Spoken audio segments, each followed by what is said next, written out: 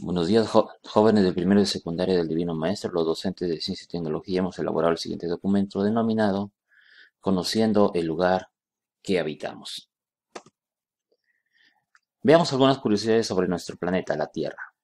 La Tierra es única entre los planetas de nuestro sistema solar. Sus condiciones particulares han dado lugar a todo tipo de vida, incluyendo millones de especies de plantas y animales. El planeta es increíblemente diverso, tiene montañas altas y valles profundos, bosques húmedos y desiertos áridos, climas cálidos y fríos. Sus 195 países albergan a más de 7.500 millones de personas. La Tierra es el tercer planeta desde el Sol y tiene un radio de 6.371 kilómetros. Es el quinto planeta más grande de nuestro sistema solar y es el único conocido que seguramente tendrá agua líquida en su superficie. También es el mayor de los 4 planetas rocosos. Su nombre también es especial y único, pues todos los demás planetas del sistema solar fueron nombrados en honor a una deidad griega o romana, como Venus, la diosa romana del amor, o Júpiter, que es Zeus, en la mitología griega, para el padre de todos los dioses del Olimpo. Entre los datos más conocidos sobre nuestro planeta, sabemos que orbita alrededor del Sol una vez cada 365,25 días. Dado que nuestros años calendarios tienen solo 365 días, agregamos un día adicional de salto cada 4 años para modificar esa diferencia. Ese es en el mes de febrero, ¿no? Es lo que conocemos como año bisiesto. Aunque no podemos sentirlo, la Tierra se mueve a través de su órbita a una velocidad promedio de 30 kilómetros por segundo. Durante este circuito, nuestro planeta se encuentra a un promedio de 150 millones de kilómetros de distancia del Sol, una distancia que lleva a la luz del Sol unos 8 minutos aproximadamente en llegar a la Tierra. Los astrónomos definen esta distancia como unidad astronómica, una medida que sirve como práctica cósmica. La Tierra gira sobre su eje cada 23,9 horas, casi 24 horas, definiendo el día y la noche para los habitantes de la superficie. Este eje de rotación está inclinado aproximadamente 23,4 grados en el plano de la órbita de la Tierra alrededor del Sol, lo que nos ofrece las preciosas estaciones. El planeta Tierra. La Tierra es el planeta en el cual nosotros vivimos, es el único en el que conocemos la existencia de la vida. Se calcula que nuestro planeta tiene 4.500 millones de años aproximadamente. Se originó a partir de una nube de materiales que se juntaron hasta formar una bola de materia fundida, muy caliente, rodeada de gases, que se empezó a enfriar, ¿no? Entonces nuestro planeta simplemente comenzó como una bola rocosa fundida, ¿no? Y que con el tiempo comenzó a enfriarse y se originó la vida. Al enfriarse, el vapor de agua que había alrededor se condensó y cayó sobre la superficie de la Tierra formando los mares y océanos, es decir, lo que conocemos ahora como hidrosfera, mientras que el resto de los gases formaban la atmósfera. Características de la Tierra. Su campo magnético nos protege de algunas radiaciones solares muy peligrosas. Ya, miren, nuestro planeta tiene de los polos salen el campo magnético que nos protege de las radiaciones que emite el Sol y radiaciones también, ¿no es cierto?, que vienen del cosmos. La atmósfera está formada principalmente por nitrógeno y oxígeno. El oxígeno es indispensable para la respiración de todos los seres vivos, incluido la distancia al Sol y la composición de la atmósfera permiten que en la superficie terrestre se mantenga una temperatura media de aproximadamente 15 grados Celsius, con variaciones relativamente justamente la vida.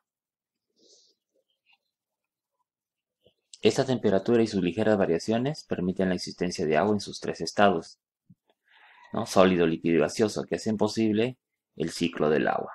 ¿Ya? Entonces, gracias a esa temperatura, el agua puede tener esos 3 estados de nuestro planeta y por lo tanto desarrollarse la vida. Tiene un satélite relativamente grande llamado la Luna, responsable de las mareas en los océanos, ¿no? Entonces, la Luna es muy importante porque produce mareas en nuestro planeta. Es un planeta con una gran actividad geológica que se manifiesta en terremotos, volcanes, levantamiento de relieves, la erosión, etc. En él, o sea, en la Tierra, se ha desarrollado la vida, que ha evolucionado a lo largo de miles de millones de años, hasta originar la variedad de especies que existen actualmente, incluido la especie humana. La radiación solar. Nuestra estrella, llamada el Sol, emite al espacio una gigantesca cantidad de energía. Esa energía se debe a las reacciones nucleares que tienen lugar en su interior. Recordemos que nuestro Sol está formado principalmente por hidrógeno y helio, ¿no? Ese hidrógeno se convierte en helio y libera gran cantidad de energía. No es como si fuera nuestro Sol un reactor termonuclear que produce gran cantidad de energía y calor. Hasta la Tierra llega tan solo una pequeñísima parte de esa energía. Sin embargo, es suficiente para mantener la vida, para poner en movimiento a la atmósfera y la hidrosfera y para hacer funcionar el ciclo de agua y los agentes geológicos que modelan el paisaje. Ya entonces el Sol no solamente nos da luz, no solamente nos da calor, sino que esa energía hace que se formen las corrientes, ¿no es cierto? En los océanos, que se formen los vientos, hacen que el agua pueda cumplir su ciclo del agua y también ayuda a modelar el paisaje a través de los agentes geológicos que modelan justamente la superficie de nuestro planeta. Parte de la radiación que llega del Sol es muy peligrosa, tanto que los astronautas deben llevar un traje con una gruesa capa protectora, ¿no? Una manera de blindaje, para evitar los gravísimos efectos de esta radiación en el cual se encuentran en el espacio estas personas. Los riesgos de la radiación solar. La atmósfera terrestre filtra la radiación solar. Los rayos X y los rayos gamma, que son muy peligrosos, son retenidos en la parte más externa de la atmósfera. Miren, acá tenemos un dibujo donde el Sol emite sus radiaciones y el campo magnético, la parte más externa también de la atmósfera, muchas de esas radiaciones, ¿no es cierto?, son eliminadas y no llegan hasta la superficie terrestre, como en el caso de los rayos X y gamma. La luz ultravioleta, que puede causar graves quemaduras en la piel, es absorbida en la capa de la atmósfera que pertenece a la estratosfera denominada ozonosfera, porque ahí se encuentra el ozono, la capa de ozono. Deterioro de la ozonosfera. En esta capa se encuentra el ozono. Ya el ozono son 3 átomos de oxígeno unidos, de ahí que se llame O3, el cual absorbe la radiación ultravioleta que llega del Sol. Miren, el ozono que se encuentra en la ozonosfera justamente absorbe esa radiación ultravioleta y no permite que mucha pase, ¿no es cierto?, hacia nuestra superficie de nuestro planeta. Sin embargo, algunos de los gases reaccionan químicamente con el oxígeno del ozono, interfiriendo en la formación de este gas. Estos gases, llamados generalmente clorofluorocarbonados, CFC, se utilizan en los frigoríficos, por ejemplo refrigeradoras, en equipos de aire acondicionado y en los aerosoles, ¿no?, por ejemplo de los desodorantes. Estos compuestos son muy estables y no reaccionan con otras sustancias en la troposfera. La troposfera es la parte más baja de la atmósfera donde nosotros estamos, por ejemplo. Pero al ascender y alcanzar a la estratosfera, que es la segunda capa de la atmósfera, desde la parte de la superficie terrestre hacia arriba, se descomponen moléculas de cloro libre que destruyen las moléculas de ozono. En otras palabras, los clorofluorocarbonos destruyen el ozono. Y el ozono, ¿no es cierto?, en la ozonosfera comienza a desaparecer y eso va a permitir la entrada de rayos ultravioleta que pueden producir daño, ¿no? Por ejemplo, cáncer a la piel. Acumulación de calor y cambio climático. Por la noche, el suelo, el agua y todos los objetos han acumulado calor durante el día y lo emiten en forma de radiación, ¿no? Por ejemplo, en la noche se libera esa energía calorífica que han absorbido en el día del sol. Una parte de esa radiación atraviesa la atmósfera y escapa al espacio, ¿no? Entonces acá vemos este dibujito que viene la radiación, el calor del sol, ¿no es cierto? Llega, ¿no es cierto?, a nuestra superficie y parte de ella, ¿no es cierto?, escapa en forma de calor hacia el espacio. Y en la noche, lógicamente, el calor retenido también puede escapar hacia el espacio y parte queda retenida en nuestra atmósfera.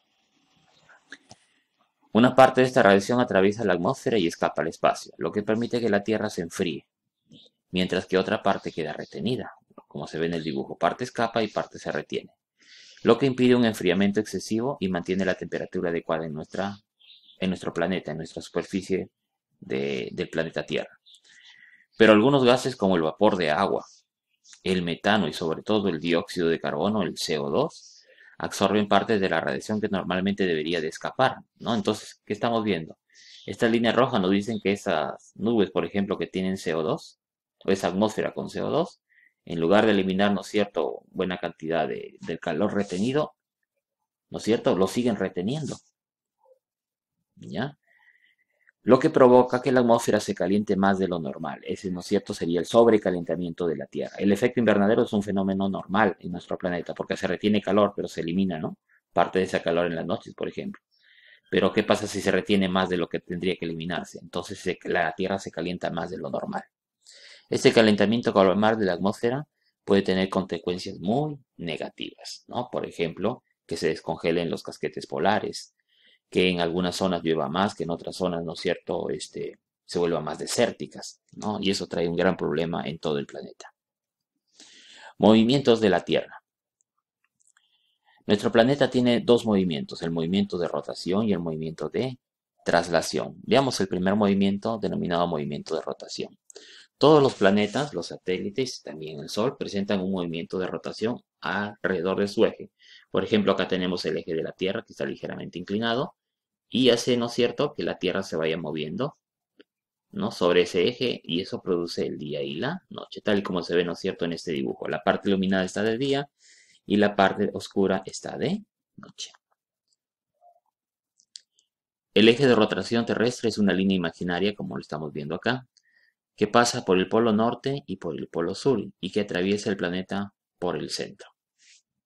La Tierra gira alrededor de su eje de rotación,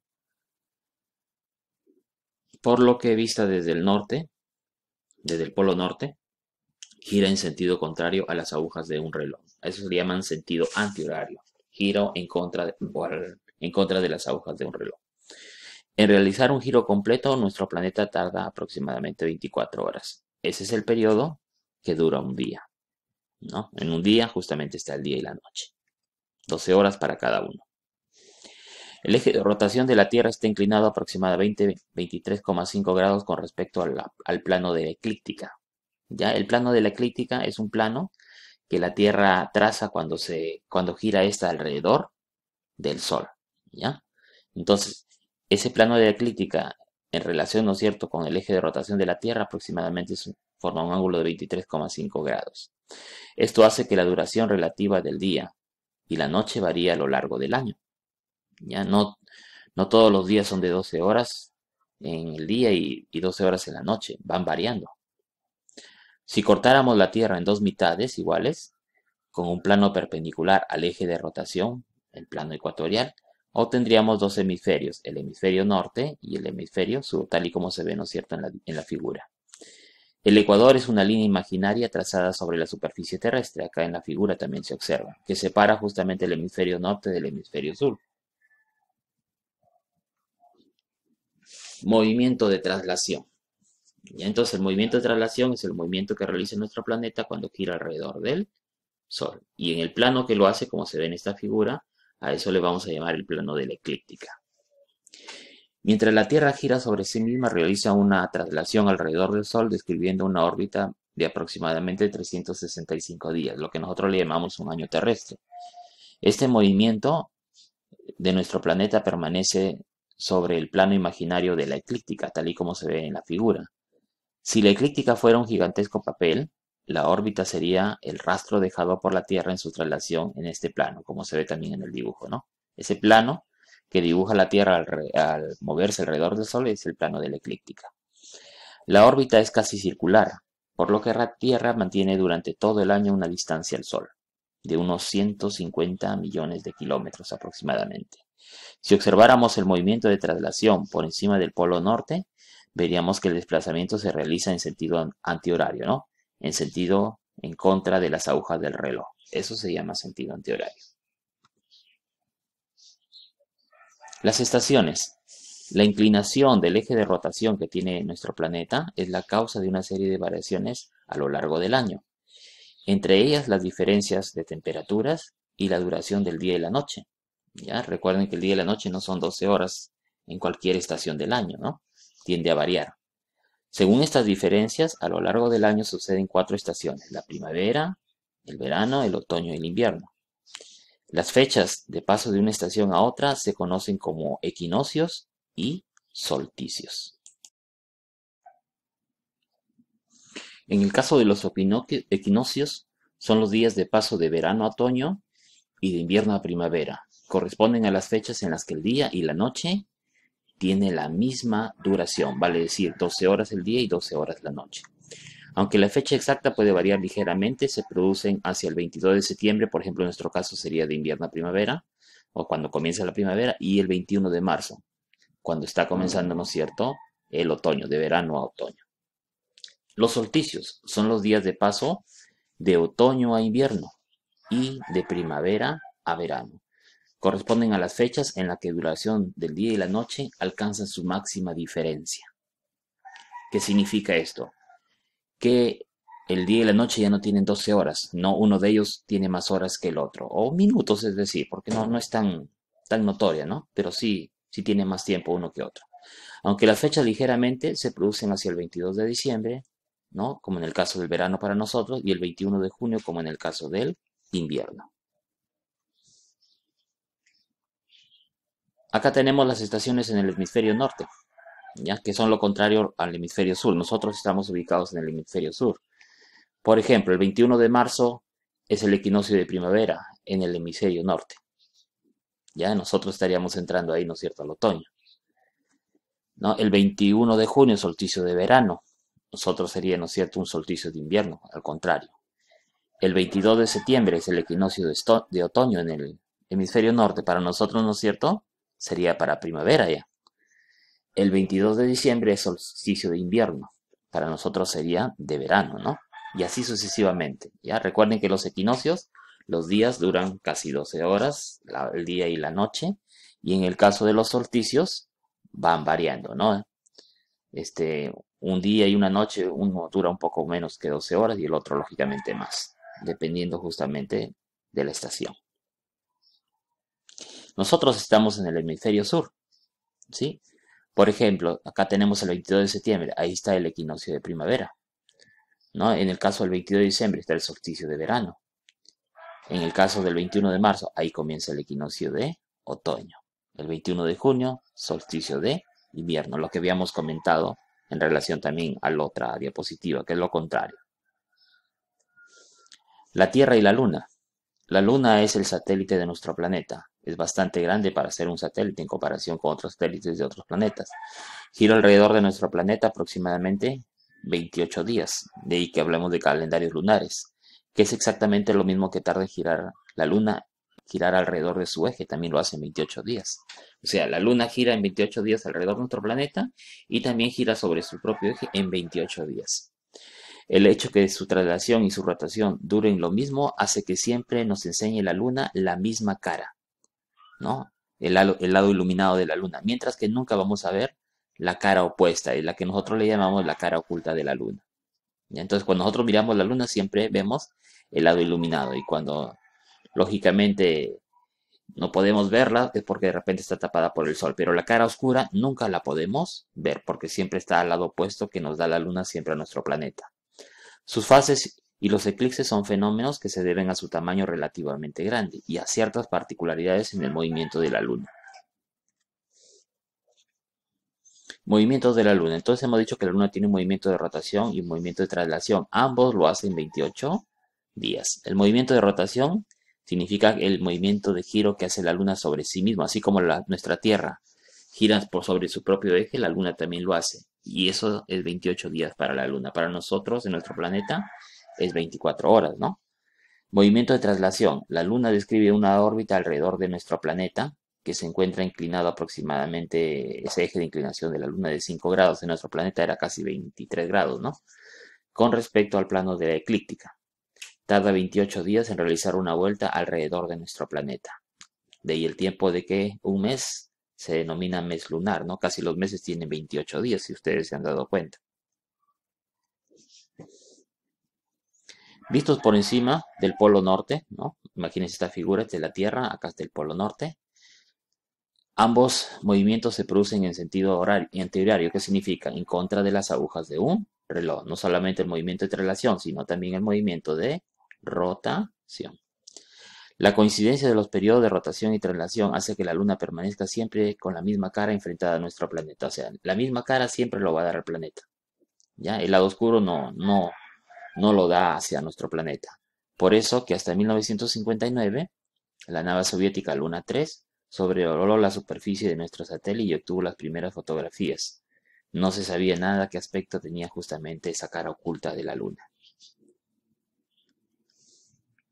Las fases de la Luna, bueno, la Luna tiene 4 fases, ¿no? Cuando no vemos la Luna en la noche, no significa que no esté, sí está, sino que esa es Luna nueva, ¿no? Cuando el Sol, la Luna y la Tierra están casi en línea recta los tres, ¿no? Entonces la Tierra prácticamente tapa a la Luna, ¿ya? Desde la Tierra se ve parte de la Luna que está en sombra, su lado nocturno, o sea, está oscura la Luna. El cuarto creciente, cuando la Luna está a medio camino en la fase de la Luna, que significa comienza a iluminarse una parte de ella, ¿ya? Vemos iluminado su lado derecho, ¿no? De ahí que tenga la Luna una forma de D. Cuando la Luna ya ahora está, lo observamos iluminada totalmente, hablamos de luna llena, ¿no? Cuando el Sol, la Tierra y la Luna están casi en línea recta, con la Tierra situada en medio, desde nuestro planeta vemos parte de la Luna iluminada, que es la luna llena. El cuarto menguante, cuando la Luna, no es cierto, está a medio camino entre la Luna llena y la Luna nueva. Vemos iluminado el lado izquierdo de la Luna en el firmamento, y la Luna tiene una forma de C. A eso le denominamos el cuarto menguante. Los eclipses. Un eclipse es la ocultación total o parcial de un astro por otro. Esta situación se produce cuando 3 astros se encuentran en línea, como se observa en estos dos dibujos. La Tierra, el Sol y la Luna pueden dar lugar a 2 tipos de eclipse. El eclipse de Sol, ya lo vamos a definir, y el eclipse de Luna. ¿Qué es un eclipse del Sol? Se produce cuando la Luna se interpone entre el Sol y la Tierra. En esta posición, la Luna proyecta su sombra sobre la Tierra, como se ve en el dibujo. La Luna se interpone entre el Sol y la Tierra y proyecta su sombra en la Tierra. La parte donde está totalmente oscura, como se ve en el dibujo, es un eclipse total. Y las partes donde, ¿no es cierto?, se ve ligeramente sombras, esas es las penumbras, ¿no? O sea, no está totalmente sin luz esa zona. Eclipse de Luna. Se origina cuando la Tierra se interpone entre el Sol y la Luna. En esta posición podemos ver la sombra de nuestro planeta que se proyecta sobre la Luna, ¿no? La Luna está llena y se interpone entre el Sol y la Luna y se comienza a oscurecer, ¿no? Ese es un eclipse de Luna. La inclinación del plano de la órbita lunar hace que la Luna, al recorrer esa órbita, cruce el plano de la eclíptica en 2 puntos, denominados los nodos.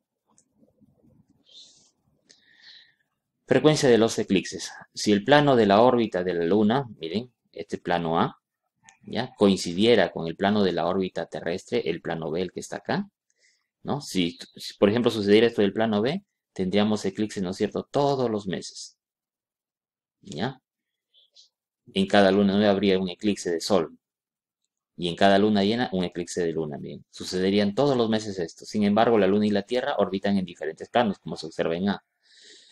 Y esto hace, ¿no es cierto?, que los eclipses no sean tan frecuentes. Las mareas. La Tierra y la Luna se atraen mutuamente debido a la fuerza de gravedad. Ya recuerden que son 2 cuerpos y cada cuerpo, ¿no es cierto?, ejerce una gravedad sobre el otro. Esta fuerza se puede apreciar en los océanos, cuya agua se desplaza debido a la atracción que ejerce la Luna sobre ella. El nivel de agua sube en la zona terrestre más próxima a la Luna y en la situada en la parte opuesta, justamente la marea baja, ¿no?